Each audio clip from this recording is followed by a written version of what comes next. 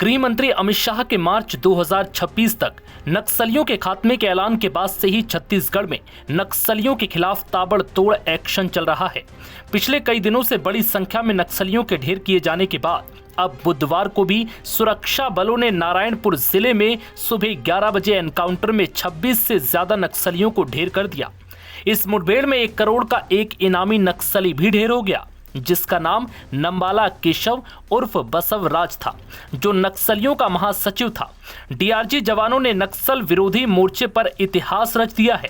जिस नक्सली नेता की तलाश देश भर की सुरक्षा एजेंसियां कर रही थीं, उसे डीआरजी बलों ने ढेर कर दिया।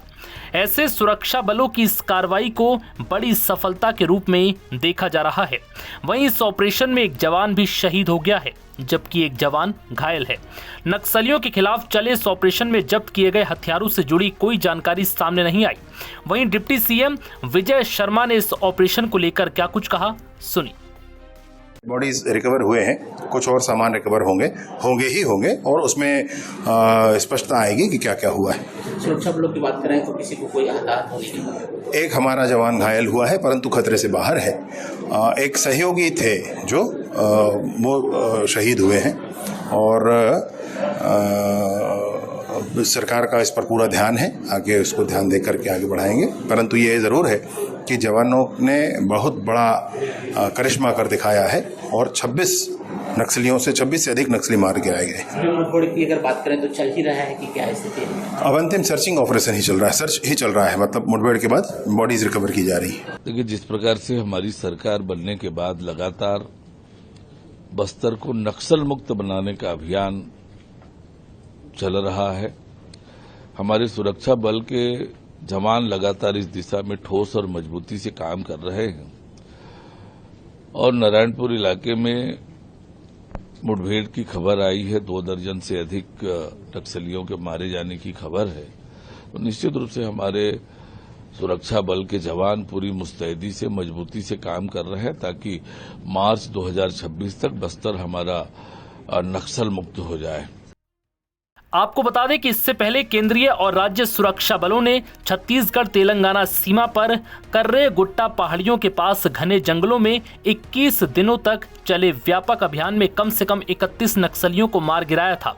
सीआरपीएफ के महानिदेशक जीपी सिंह और छत्तीसगढ़ के पुलिस महानिदेशक अरुण देव गौतम ने बताया कि 21 अप्रैल से शुरू हुए 21 दिनों के अभियान के दौरान बलों ने 31 माओवादियों के शव बरामद किए हैं।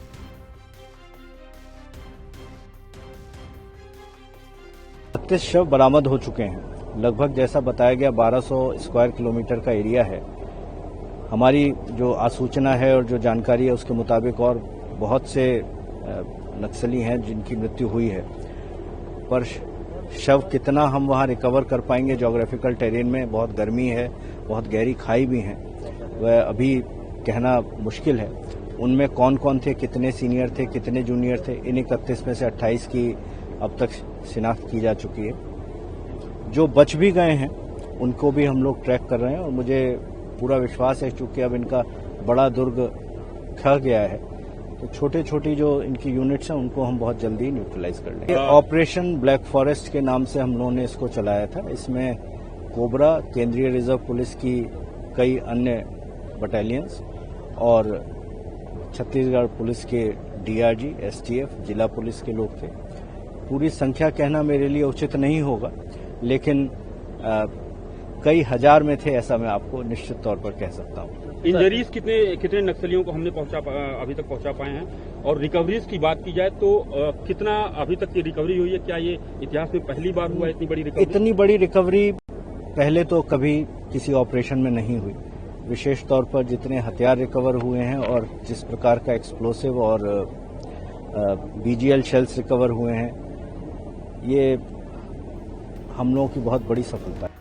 अधिकारियों ने कहा कि अभियान के दौरान तथ्यों और सूचनाओं का विश्लेषण करने के बाद ये सुरक्षित रूप से माना जा सकता है कि मुठभेड़ के दौरान कई वरिष्ठ माओवादी नेता या तो मारे गए हैं या गंभीर रूप से घायल हुए हैं। वहीं इसके बाद एक बार फिर छत्तीसगढ़ के नारायणपुर जिले में नक्सलियों के खिलाफ सुरक्षा बलों ने बड़ा ऑपरेशन चलाते हुए करीब 26 से ज्यादा नक्सलियों को ढेर कर दिया है। नव भारत टाइम्स की रिपोर्ट।